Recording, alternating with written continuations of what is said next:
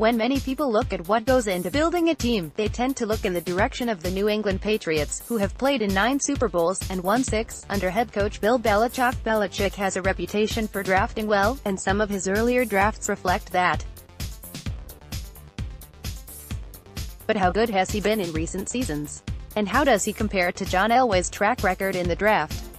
In the first installment of my series in comparing Elway's draft selections to others who have final say over personnel, I examine how he has done compared to Belichick, the only NFL head coach who has the clear final say in personnel decisions. I revealed my scoring system in my article that graded Elway's draft record, and I did update a few scores to either correct scoring errors or better reflect his record, the latter per reader input.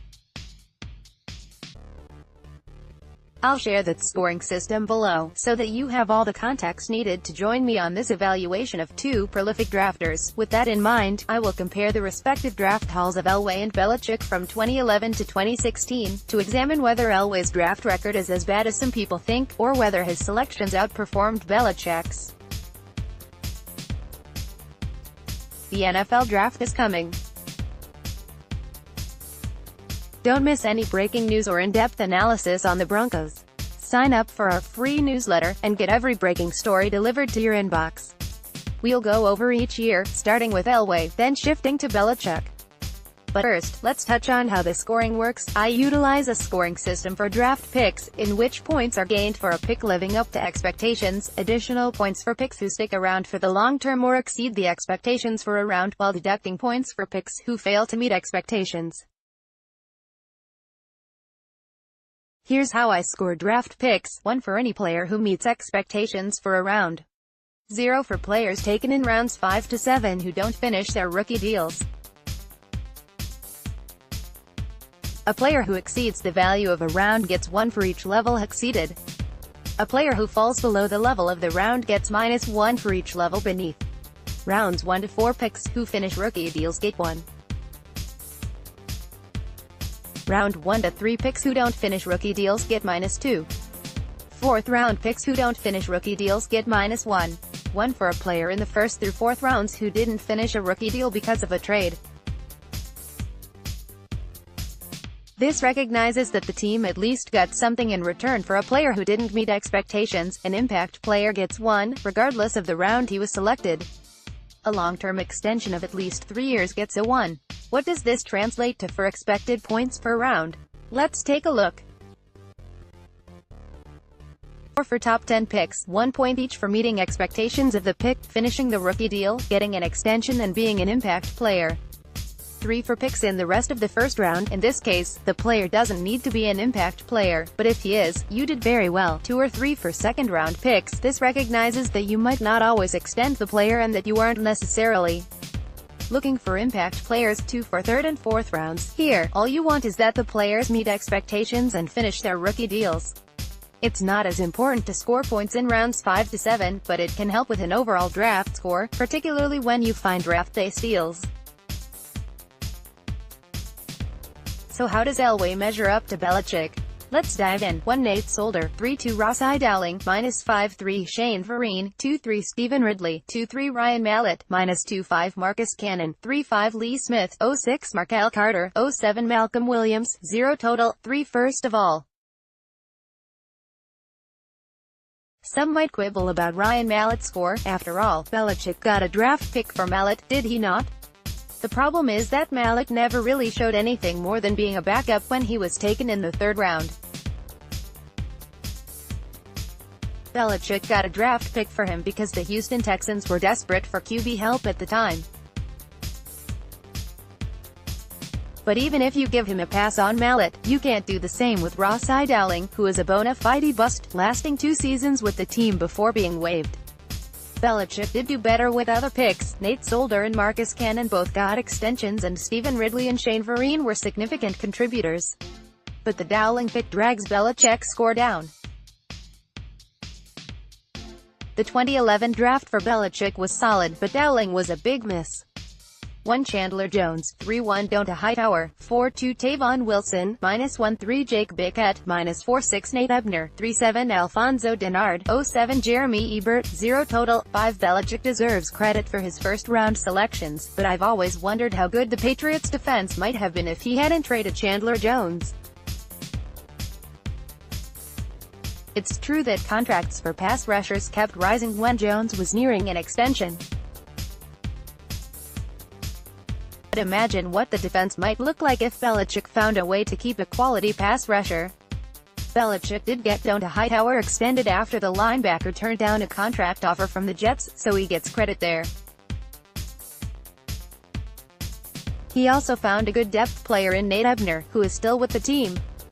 However, third-round pick Jake Bickett was out of the NFL after 2 seasons, making him a bust. And Tavon Wilson never became anything more than a depth player for the Patriots, making him overdrafted. Overall, it was a good draft for Belichick, but he definitely missed on Bickett.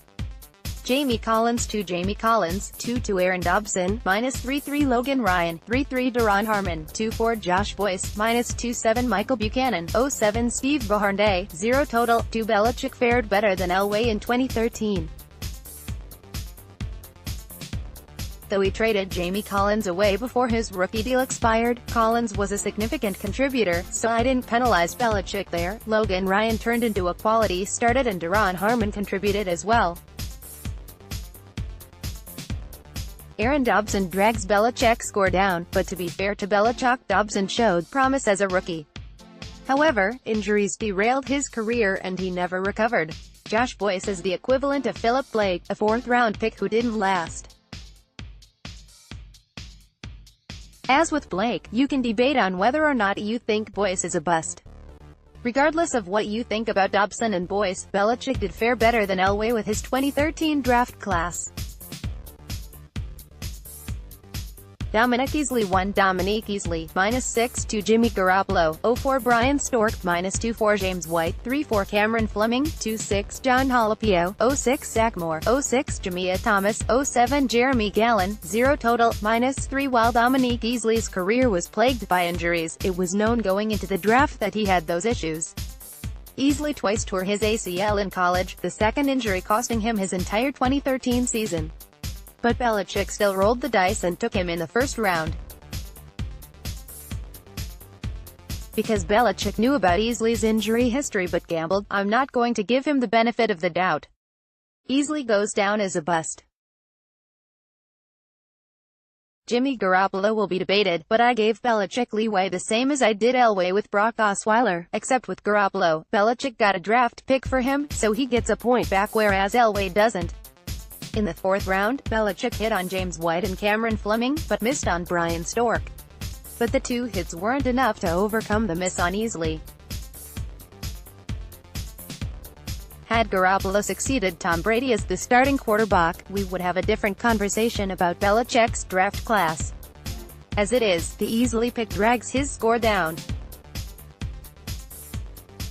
Malcolm Brown 1 Malcolm Brown, 2-2 Jordan Richards, -2-3 Janio Grissom, -4-4 Trey Flowers, 3-4 Trey Jackson, -2-4 Shaq Mason, 4-5 Joe Cardona, 3-6 Matthew Wells, 0-6 AJ Derby, 1-7 Darryl Roberts, 0-7 Xavier Dixon, 0 total, 5 As I did with Elway for Roby, I gave Belichick the benefit of the doubt for Malcolm Brown, who was a solid starter, even though he didn't play well enough to warrant picking up the 5th-year option.